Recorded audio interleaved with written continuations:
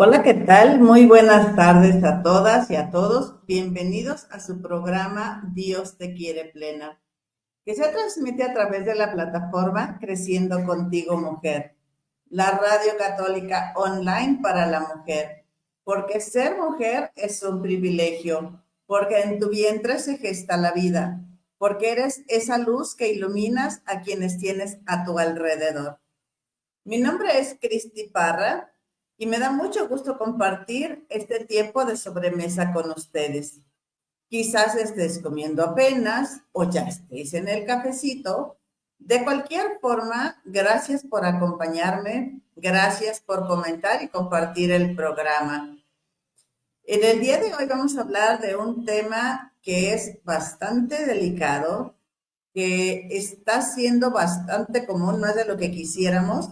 Y bueno, vamos a analizar todas las cuestiones que implica esta parte de las técnicas de reproducción asistida. Es importante asumir, entender y reconocer que los hijos son un don, son un regalo de Dios. Nosotros no podemos exigir ese don, ese regalo. Y bueno, cada vez es más común que las parejas presenten ciertas dificultades para lograr concebir. Vamos a analizar cuáles son estas causas, a qué se atribuyen, de dónde pueden surgir y bueno, qué opciones hay y por qué las técnicas de reproducción asistida no son recomendables y todas estas implicaciones que tienen que son bastante gravísimas. Y bueno, pues asumimos cuando nos vamos a casar, el día de ayer estuve en catequesis prematrimoniales y los matrimonios asumen que, bueno, las parejas asumen que en cuanto se casen van a poder tener hijos a la primera, en cuanto ellos lo deseen, de acuerdo a sus planes, pero la verdad es que es cada vez más común que los matrimonios presenten dificultades para embarazarse. Nosotros podemos tener un plan inicial de familia. Yo quiero casarme y tener un hijo, tener dos, tener 10, tener el equipo de béisbol, el equipo de soccer. Pero la verdad es que Dios tiene otros planes que nos toca a nosotros irlos descubriendo. Y ciertamente cuando hay esta imposibilidad de lograr el embarazo, de lograr la gestación, pues es un dolor mucho más grande, un dolor mucho más profundo y no se animan las parejas a platicarlo con cualquier persona. Ciertamente cuando nos llega un embarazo en un momento que no lo tenemos así como directamente planeado, pues nos causa cierta sorpresa, nos causa cierto miedo, pero la verdad es que siempre es una bendición el hecho de lograr concebir y tener un hijo. Aún en las circunstancias más adversas, Dios nos va a proveer de lo que vayamos necesitando para llevar a término este embarazo, ¿no? Y aunque por un lado se ven y se utilizan y se promueven todas las técnicas posibles para que los hombres y las mujeres, para que los matrimonios no se embaracen, pues ahora están en el otro extremo, el decir, una cosa es, primero no quiero embarazarme y hago todo lo posible y lo imposible por alterar mi cuerpo, por suprimir esa parte natural del embarazo, pero luego llega otro momento en el que no, es que yo sí me quiero embarazar y entonces tratamos de obligar a nuestro cuerpo, obligar las circunstancias para que se pueda dar este embarazo. Y algo muy importante, y es para mí sería como el punto de partida, entender la gran dignidad que tenemos como personas, que somos personas, no somos máquinas, no somos asuntos resueltos, no es de que si no sé, al café soluble le pones agua, se va a hacer un café. Segurito, y siempre que le eches agua al café soluble, se va a hacer un café soluble. En el caso de las personas, no somos máquinas, dependemos de muchos factores. Somos seres dinámicos y entonces las circunstancias que vivimos van a tener un impacto en nosotros, en nuestro cuerpo, en nuestra forma de pensar, en nuestra forma de decidir. Y es importante que nosotros respetemos esto. Por eso hay ciencias como la medicina, como la psicología, que no se basan solamente en datos concretos y así como las matemáticas, 1 más 1 es igual a 2. En esto de la procreación, indudablemente es importante entender que hay muchísimos factores que son los que intervienen para que esta vida nueva se pueda dar o no se pueda dar. Naturalmente, vamos a ver cuáles son los elementos que se requieren para que haya esta posibilidad de dar vida.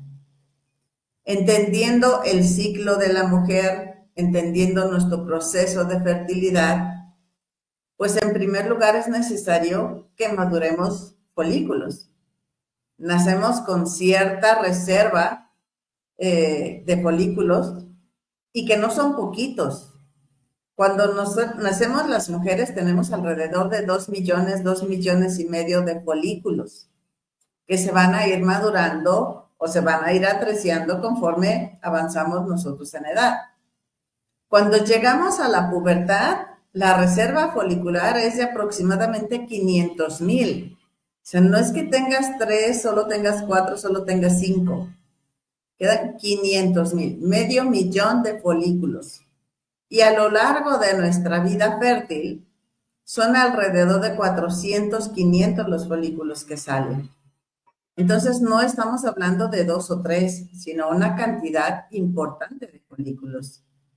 Y uno de los requisitos de la fertilidad es que precisamente al menos uno de estos folículos madure dentro de un ciclo de la mujer.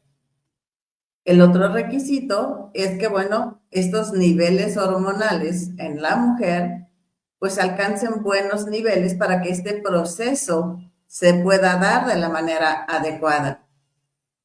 También es importante, gracias a estas hormonas que crecen, que se dan en niveles satisfactorios, pues es que el endometrio, que es la parte donde se recibe al embrión para poder crecer, implantarse y desarrollarse y alimentarse, pues que esté suficientemente grueso. Y es uno de los principales efectos que hacen los anticonceptivos, o sea, el evitar que se engrose el endometrio, que el bebé no tenga esa cama, esa protección, ese nido donde llegar a implantar, crear su placenta y empezar a crecer. Otro de los requisitos de la fertilidad es que las trompas estén permeables para que puedan pasar los espermas en busca del óvulo y el óvulo pueda llegar tranquilamente en su tiempo adecuado, en su momento adecuado, al útero a lograr esta implantación.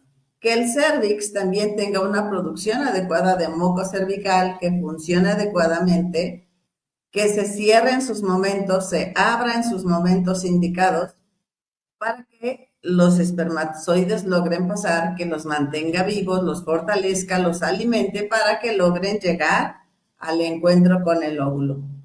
Y también que nuestro pH vaginal sea el adecuado para que en momentos del ciclo los mata y no los deja pasar, pero en la etapa de fertilidad les permite el acceso hasta el interior del útero.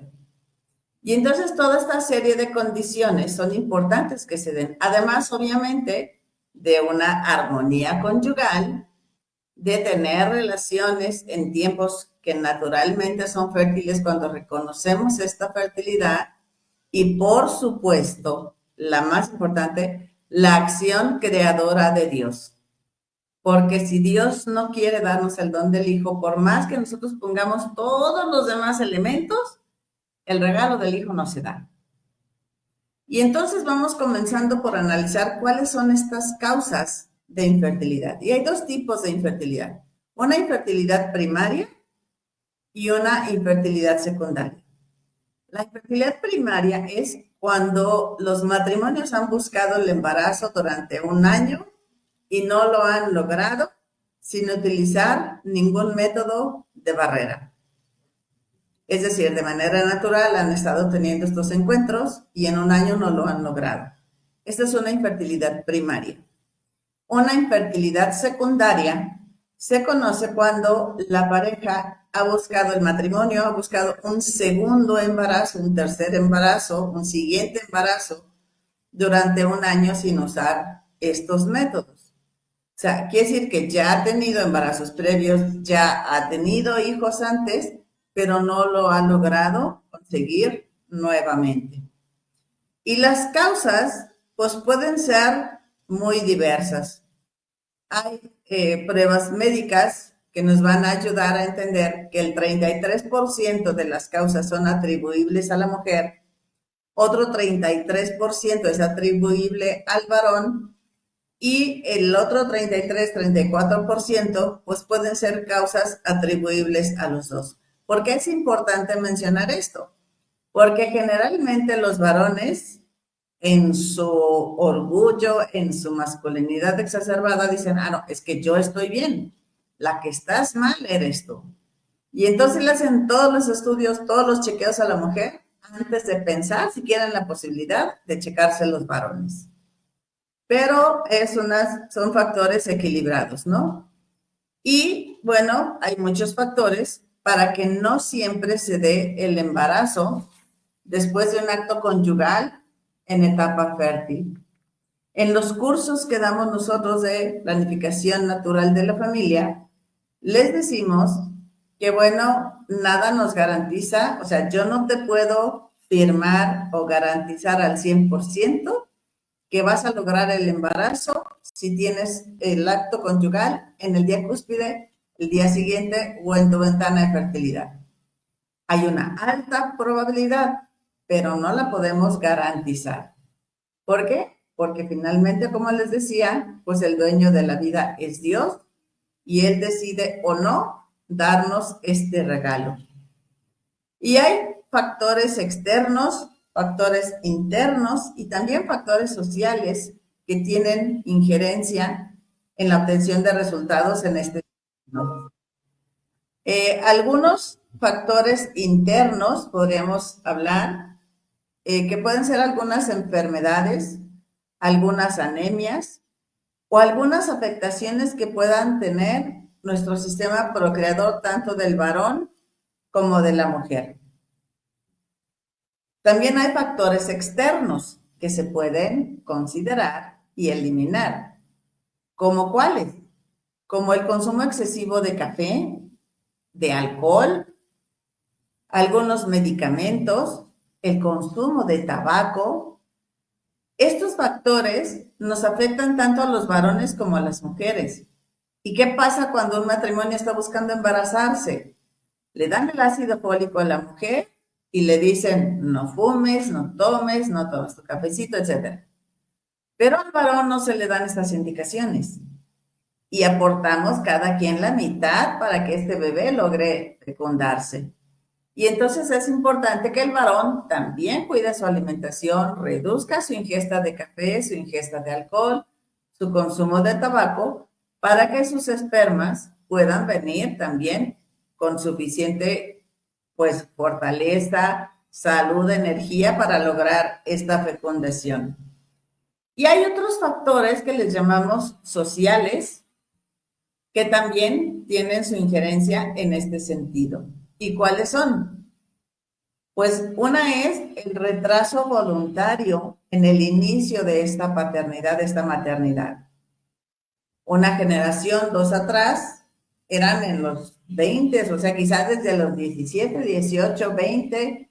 Hay unas mamás que a los 23 ya se sentían cotorretas. No, es que ya no tuve grande a los 24.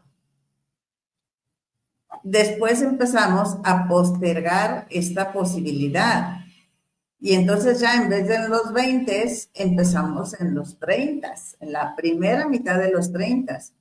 Incluso ahorita está hasta la segunda mitad de los 30. Y entonces esto hace que se vaya dificultando.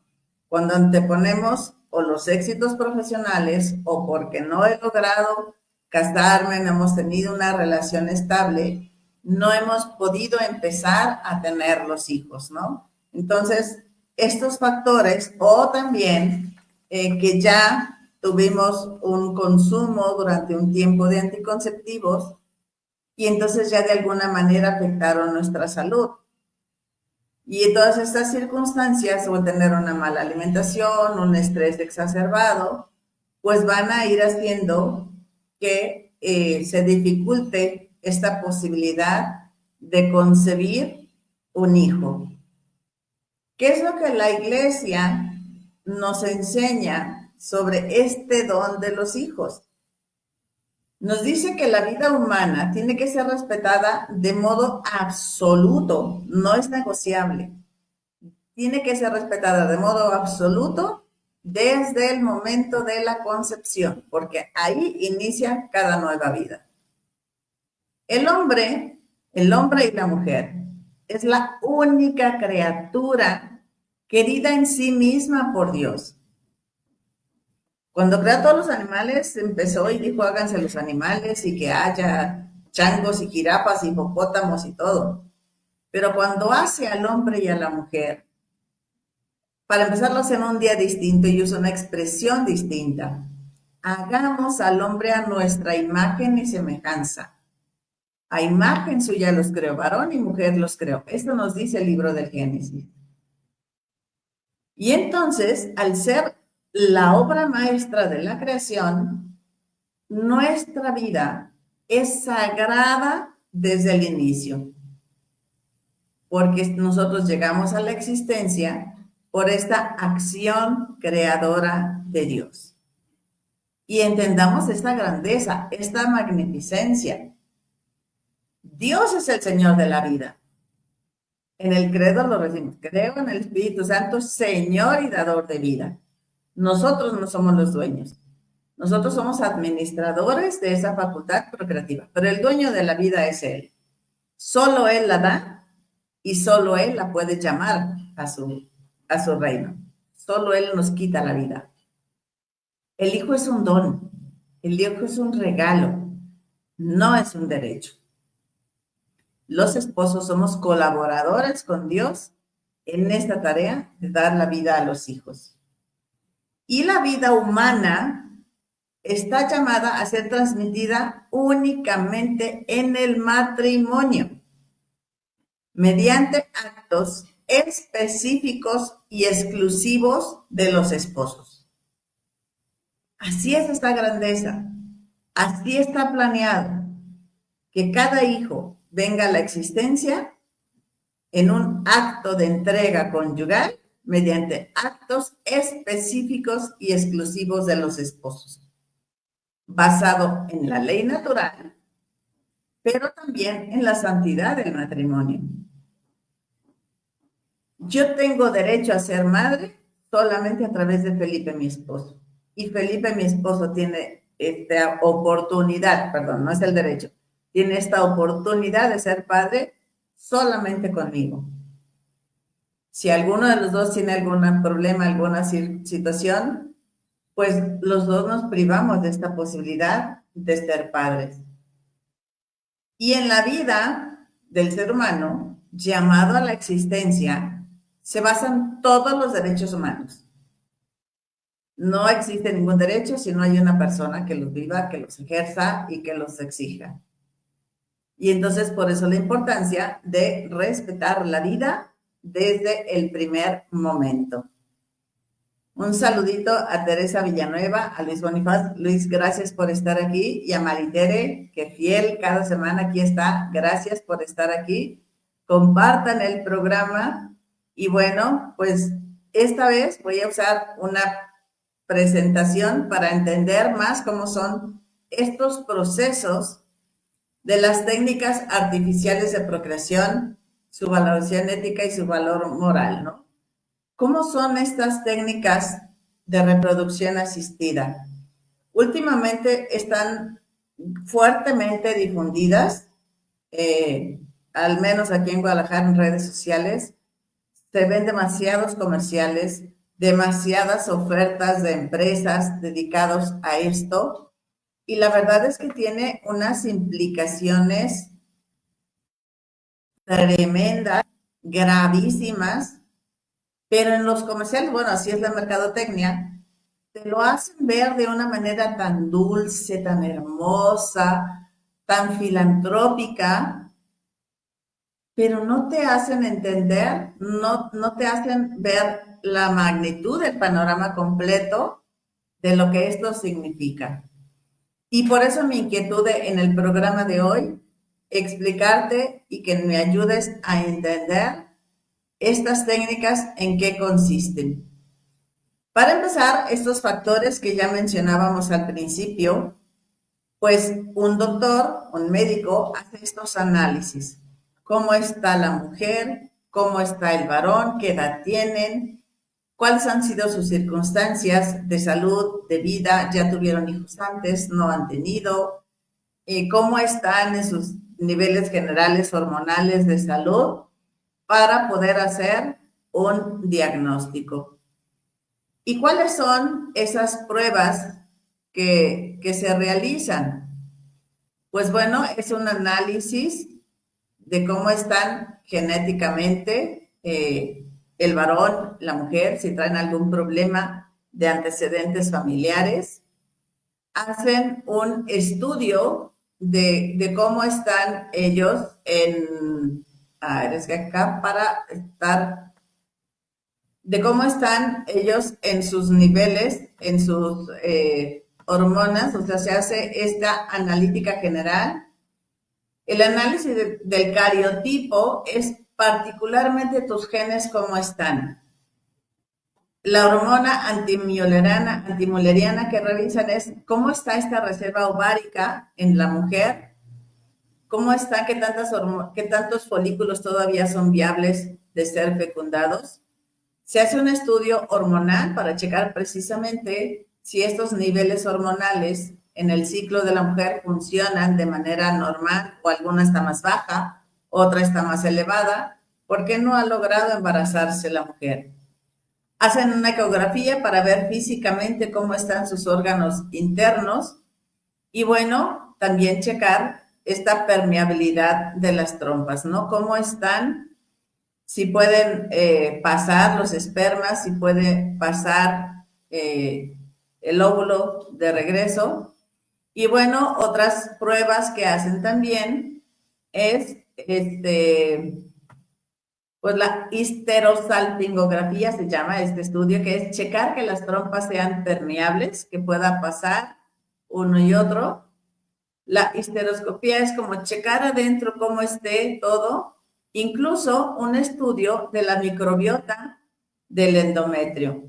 Es decir, a ver, si no hay dentro de la mujer algún elemento que rechace a los espermas del hombre y por eso no logren la fecundación. Todos estos estudios se realizan. Y para poderlo realizar, generalmente hacen esta sobreestimulación ovárica.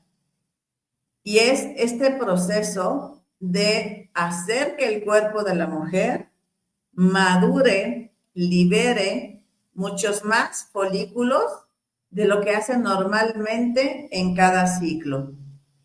Nuestros niveles hormonales nos ayudan a decir, pues este ciclo, pues yo lograron liberar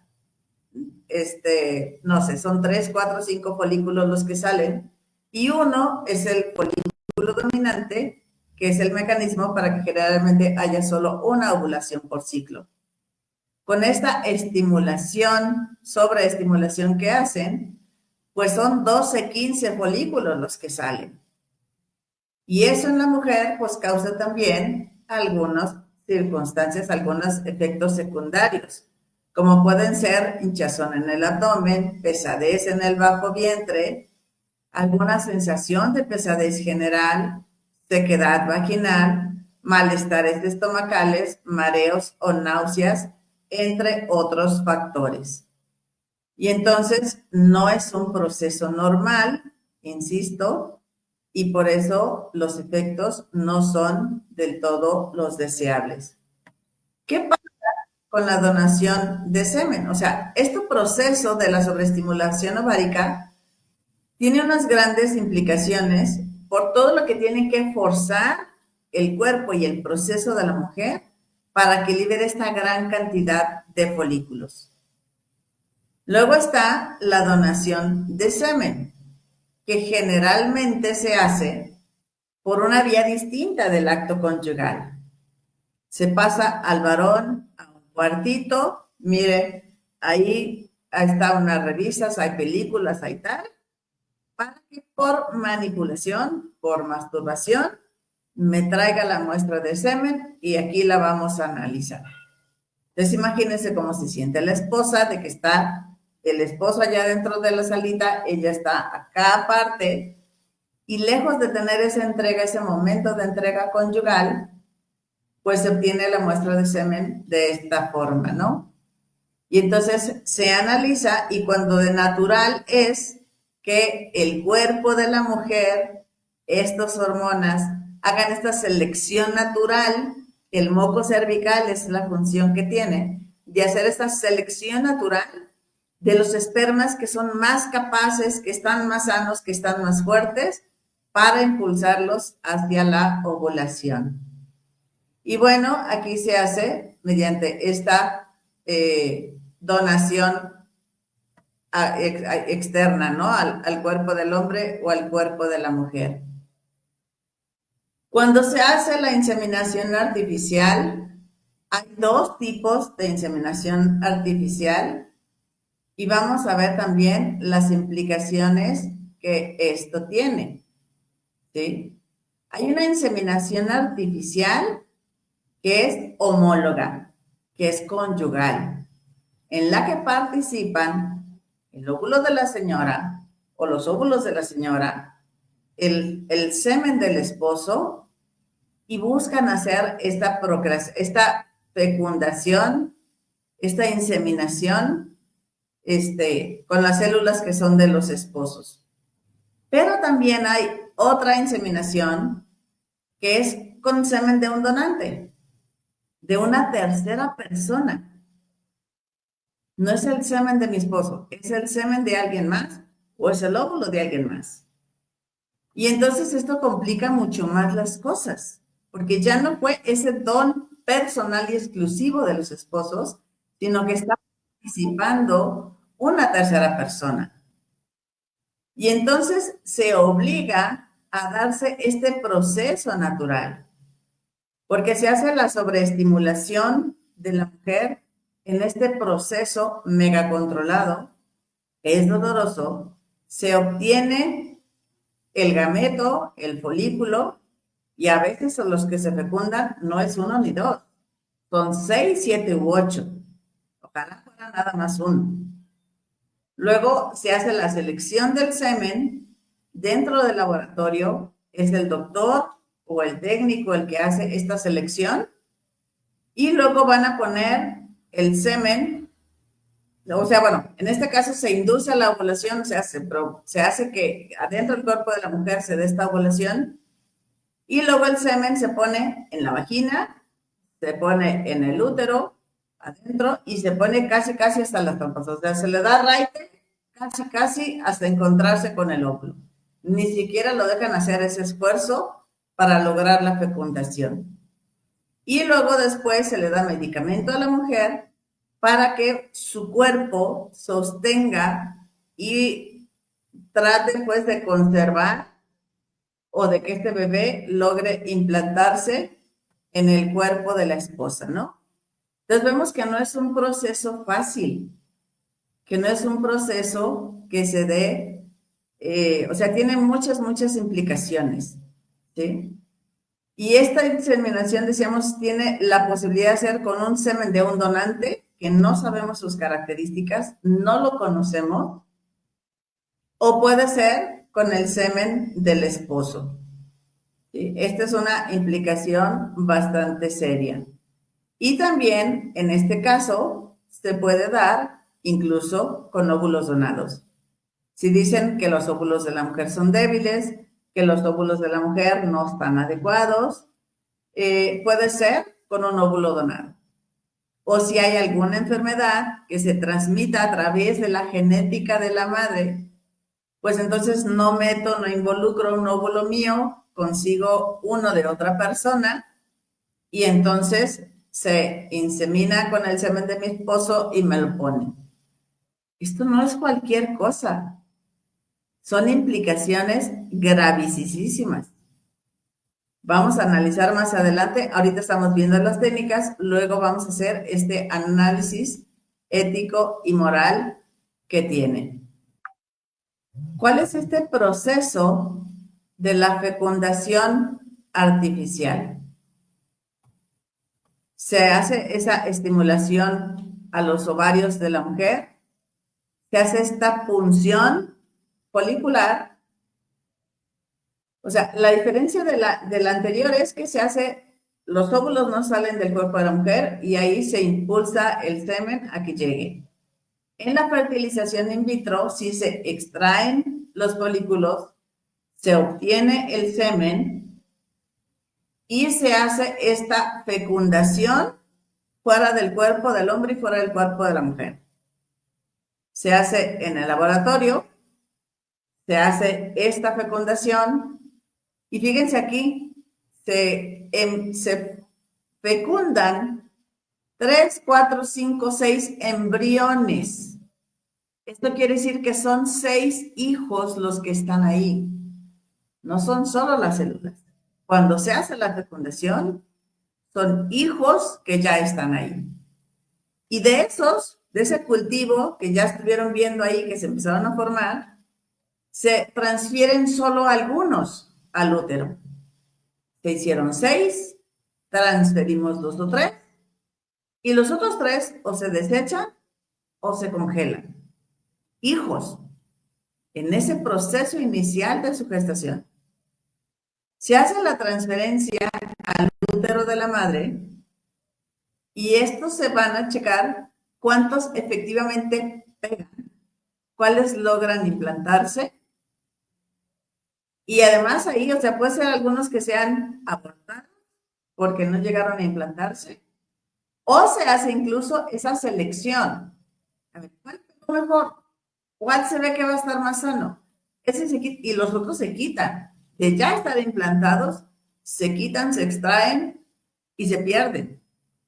¿Sí? No es cualquier cosa la que se hace con estos tratamientos. ¿Sí? Y aquí la cuestión es que para esos tratamientos se puede hacer la fertilización con semen de un donante. Se puede hacer con óvulos de una persona distinta a la madre o incluso con tanto los óvulos como los espermas que sean de una persona ajena. Esto es lo que viene siendo también la maternidad subrogada, los vientres de alquiler, porque ni el óvulo es mío, el esperma no es de mi marido y yo voy a llevar un bebé que no es mío en mi vientre y lo voy a gestar. ¿Qué implicaciones más tremendas tiene el vivir una situación así? Y entonces, otra de las opciones es la inyección intracitoplasmática de espermatozoides. Es el nombre técnico largo, pero ¿a qué se refiere? En la inseminación artificial se pone un chorrito de semen en un nivel, en otro o en otro. Pero el que pegue depende de que el óvulo atraiga a esos espermatozoides y demás. En el caso de la fecundación, afuera los extraen, los fecundan y los vuelven a meter. En este caso, ¿qué es lo que sucede? Que hacen que directamente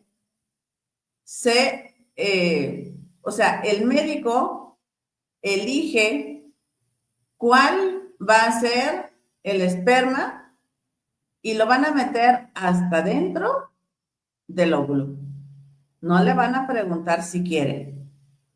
Es una decisión que toma el doctor el técnico de decir, voy a meter este esperma y lo voy a forzar a que entre en el óvulo, ¿sí?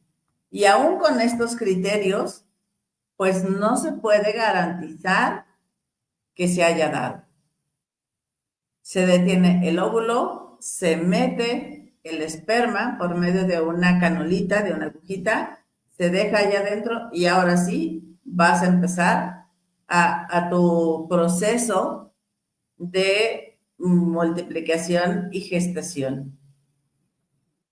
Y esto pues tiene unas circunstancias realmente pues delicadas, porque nosotros no somos Dios para exigir esta posibilidad.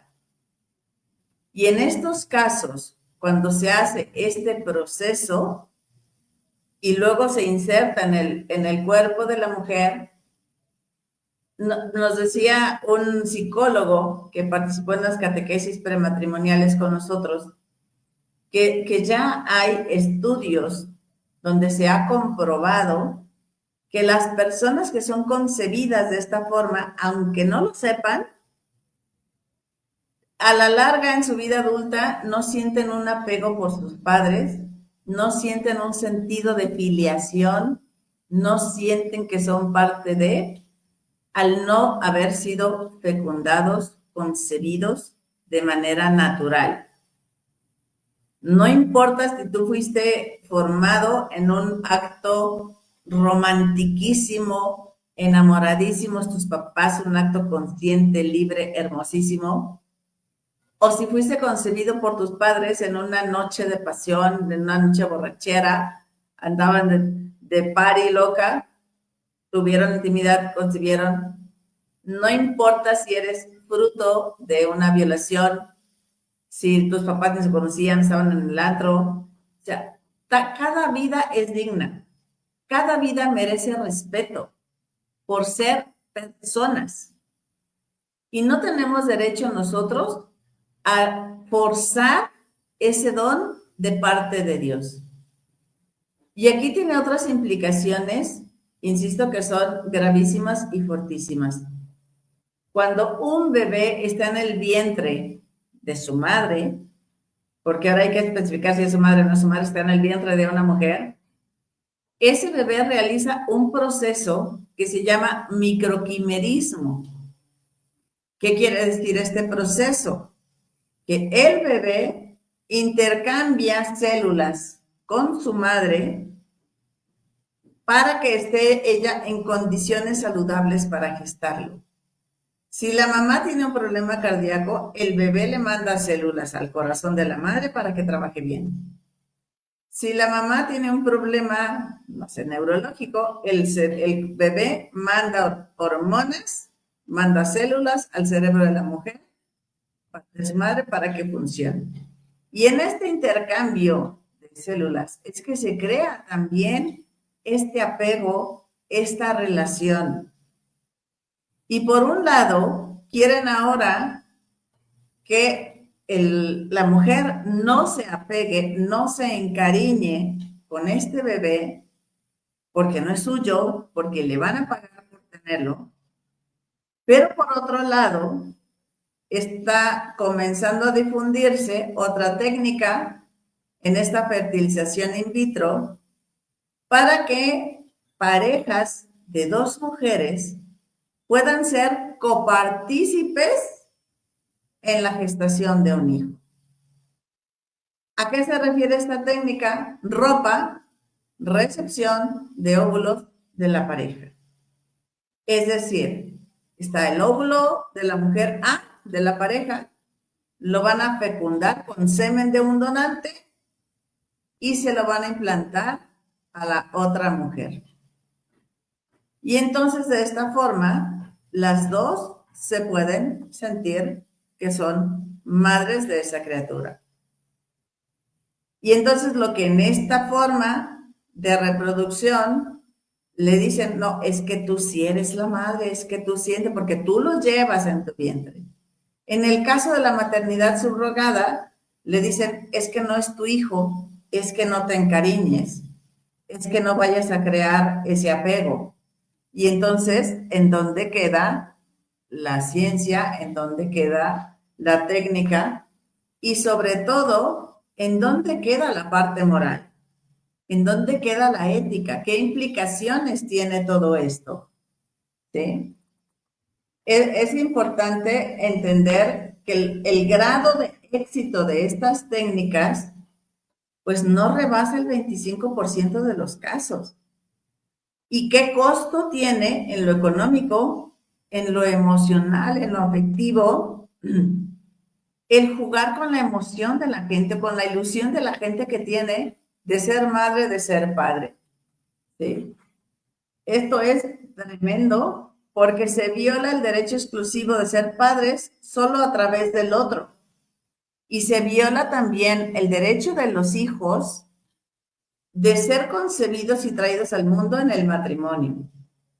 De esta manera no se salvaguarda el amor conyugal, ni la vida, ni esa dimensión unitivo y procreativo que tiene el matrimonio y el acto conyugal.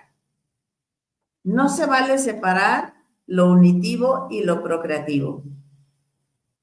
Es una ofensa a la vocación de la paternidad y la maternidad. Literalmente es un concubinato o un adulterio artificial, porque al meter a una tercera persona, aunque la señora no se acueste con él, pero está el semen de él en vez del semen de mi esposo, es una forma de adulterio. Como ya mencionaba, provoca en el hijo problemas de identidad, esa falta de apego, y en el matrimonio, por supuesto, que acarrea problemas conyugales. La existencia de los bancos de semen insinúa una tendencia eugenésica para que podamos adquirir un semen seleccionado. Yo quiero un semen de un hombre, no sé, de tal raza, de tal estatura, de tales características, para que mi hijo salga guapo, para que mi hijo salga sano. Y es un riesgo también para futuros matrimonios consanguíneos. Hay una película y es una documentación de un caso real de un hombre que era donador de semen. Una chica le pregunta a su mamá, oye mamá, ¿quién es mi papá? Había sido creada con fertilización artificial. Y la mamá le dice, pues mira, yo desconozco, yo fui a tal clínica y me dieron semen del donador, por decir 528. La chica se pone a investigar por internet, con los nuevos adelantos de las redes sociales, y descubre que había más de 300 hermanos del donador 528. ¡Qué locura! Se puso a buscarlos, a localizarlos, se juntaron en un parque, era una locura, que todos parecidos porque los genes del papá. Pero ¿qué tal si ella se enamora de un hermano suyo que no sabe y después trae problemas para sus futuros hijos por esa consanguinidad? En el caso de los embriones que se conciben extras, que se conciben de más, que les digo que son 6, 8, 10 los que se conciben, y luego solo algunos se implantan, no hay justificación alguna para que estos embriones se pierdan o se congelen. Ninguna persona merece ser tirada a la basura y mucho menos congelada. Supone una desvirtuación de la sexualidad que se agrava todavía más cuando intervienen terceras personas. La destrucción, la congelación o la donación incluso a otra pareja son cuestiones bastante graves. En el caso cuando hay embarazos múltiples, que son varios los embriones que se logran implantar, el hecho de esta selección es quién nos dice cuál hermano merece vivir y cuál hermano merece no vivir. Hay un montón de películas que nos hablan de las implicaciones que tienen esta subrogación de vientres, estos vientres de alquiler, porque no es solamente la cuestión económica. ¿Qué pasa si el hijo concebido tiene un síndrome de Down, tiene alguna malformación, tiene alguna enfermedad que en los gametos de los padres o en los gametos de los donantes al menos ya traían esa predisposición? Y entonces los papás que pagaron van a decir, no, si viene defectuoso yo no lo quiero. Yo no voy a pagar por ese bebé y hazle como quieras. Porque generalmente se busca a mujeres que tengan necesidad económica, que estén vulnerables o que de alguna manera te puedo someter. Porque sé que tienes una persona en la cárcel o meto a un familiar a la cárcel, lo acuso de cualquier cosa. Y si tú quieres que yo te ayude a sacarlo, me vas a hacer este favorcito. Y entonces abusan de esta vulnerabilidad de la mujer, de esa necesidad que tiene para hacer que se preste a este tipo de cuestiones. ¿Qué pasa con la madre que anhela tener ese hijo y no puede gestarlo en su propio cuerpo? Donó su óvulo para que la gestante lo lleve, pero ella no siente las patadas. Ella no se da cuenta de ese bebé que va creciendo. Y tampoco pueden decirle a la madre gestante qué puede hacer, qué no puede hacer, qué sí puede comer, qué no puede comer, a dónde puede ir, a dónde no debe de ir. No es un muñeco. No es un títere al que se pueda manipular. ¿Y cómo va a manejar la mamá que lleva al bebé en su vientre sus emociones, su instinto natural de madre? Se va a estar reprimiendo de no encariñarse con esta criatura que trae en su vientre y que se mueve y que patea y que en un momento dado lo va a dar a luz. No podemos jugar con eso con las personas. Las implicaciones éticas y morales son gravísimas. Solo tenemos derecho a ser padres a través del esposo, a través de mi esposa. No es como, oye, se me descompuso el horno de mi estufa, déjame hornear este pastel ahí en tu casa, en tu estufa. No.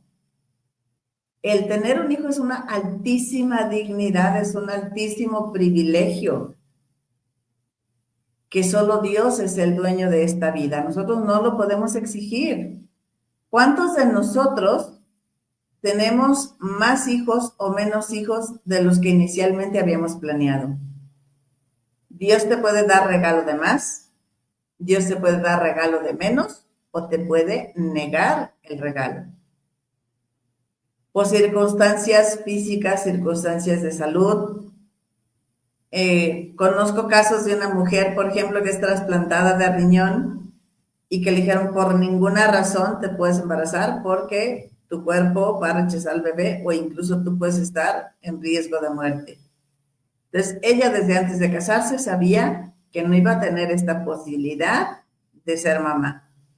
Y el amor tan grande de su esposo de aceptarla con esta circunstancia y llevar adelante su matrimonio. Ya llevan, no sé, más de 10 años, 12 de casados y son una hermosa familia. Otros casos que antes de lograr embarazarse por alguna enfermedad, alguna circunstancia, a la señora le tienen que retirar la matriz y bueno, se ven ante esta imposibilidad. Pero es importante el cómo vivamos nuestra espiritualidad. No es de que a lo tonto me refugio en Dios, no. Dios nos da la fortaleza para sobrellevar esta circunstancia, esta condición, y podemos vivir nuestra fecundidad, podemos vivir nuestra fertilidad de manera espiritual. Involucrarnos en algún apostolado, involucrarnos en alguna obra de la iglesia, vaciar nuestro amor, compartir nuestro amor paternal con los sobrinos, con ahijados. Hay tantas formas en que nosotros podemos vivir esta fecundidad sin llegar al extremo de forzar lo que Dios por naturaleza no nos dio. En alguna ocasión hace muchos años, una alumna me decía, maestra, es que ¿por qué voy a pagar por algo que es gratis? ¿Qué opciones sí tenemos? También hay opciones que nosotros podemos aprovechar. Una de ellas es la planificación natural familiar. Con el método Billings tú puedes identificar, aunque tu ovulación sea cada 4 meses y medio, cada 6 meses, puedes identificar en qué momento llega tu fertilidad e intencionar este acto conyugal de entrega unitivo y procreativo con la intención de que Dios te dé este regalo del hijo. Pero también hay técnicas que son moralmente lícitas que te pueden ayudar a que ese acto conyugal logre ser fecundo. Y esto es la naprotecnología, Natural Procreative Technology. O sea, utilizar la tecnología a favor de las técnicas que son lícitas, que son moralmente y éticamente aceptables, para hacer que el matrimonio pueda lograr ese anhelo tan grande que tienen del hijo. Quizá ayudar a que las trompas se desinflamen, lograr que puedan ser permeables las trompas, ayudar a que el hombre, su semen vaya con más calidad, que vayan más fuertes los espermas. O sea, ayudas que son lícitas para que naturalmente se puedan dar estos embarazos. O para la obtención del semen del varón, no separarlo del acto conyugal, sino que sea quizá con algún preservativo que tenga ciertas características que permita que algunos espermas pasen de manera natural, pero la obtención también de parte de este semen para que pueda ser después del acto conyugal, ser depositado en el cuerpo de la señora para que ayude en este sentido a tener más posibilidades de lograrlo. Hay una serie de documentos en el magisterio de la Iglesia que nos ayudan a entender esto y no son mojigaterías, son estudios que están avalados por médicos y demás que ven toda esta grandeza de la dignidad de la vida humana. Hay uno que se llama Donum Vitae, se los voy a poner aquí en los comentarios, que es emitido por la Congregación para la Doctrina de la Fe, que nos habla sobre el respeto a la vida humana naciente y la dignidad de la procreación. Otro también es el Dignitas Personae, en latín, no sé bien cómo se pronuncie, que nos habla sobre algunas de estas cuestiones de bioética. Por supuesto está también la Humanae Vitae del Papa Paulo VI sobre la regulación de la natalidad. Y bueno, hay una serie de documentos, Evangelium Vitae, el Evangelio de la Vida, y hay una última, Dignitas Infinita, que nos van a ayudar a formar un criterio adecuado para cómo nosotros podemos o qué acciones podemos tomar en cuenta para lograr, pues si Dios nos quiere dar este don del Hijo o si Dios no nos quiere dar el don del Hijo, de qué forma nosotros podemos, pues transmitir esta vida de la gracia, esta vida espiritual, sin meternos en estas técnicas que son sumamente invasivas, sumamente graves, con muchas implicaciones legales, espirituales, económicas, que por más que te las romanticen, no dejan de ser graves. Te invito a conocer la planificación natural familiar, acercarte a médicos que tengan esta ética real, porque la ley natural, o sea, Dios nos perdona siempre, el hombre perdona a veces, pero si no respetamos la ley natural, vamos a sufrir las consecuencias. Amemos la vida que ya nos fue dada, y pongamos todo lo posible, vivamos en condiciones de mejor salud, cuidemos nuestra alimentación, cuidemos las cosas que vemos, tengamos un descanso adecuado. Hay mujeres que son muy sensibles a la luz y les afecta, hay hombres que son muy sensibles al calor y les afecta en su fertilidad. Entonces, vamos haciendo lo humanamente posible para lograr esto, porque no todo lo técnicamente posible es moralmente aceptable. Esto tiene gravísimas consecuencias y entonces, bueno, la bioética es una ciencia que nos ayuda a entender todo esto, qué se puede, qué no se puede, por qué sí se vale, por qué no se vale. Y entender la maravilla, el valor, la grandeza de la persona, de cada hijo que Dios te regala. Acéptalo, quiérelo, gózalo, porque Dios te dio esta posibilidad de ser madre, de ser padre, y no te la pierdas. Hay una serie de películas, en el fin de semana vi una que habla de todas las implicaciones que tiene esto de la maternidad subrogada. Tengamos cuidado, no nos arriesguemos a sufrir consecuencias bastante graves. Que Dios me los bendiga. Nos vemos la próxima semana en otro programa de Dios te quiere plena, aquí en Creciendo Contigo Mujer. Hasta la próxima semana.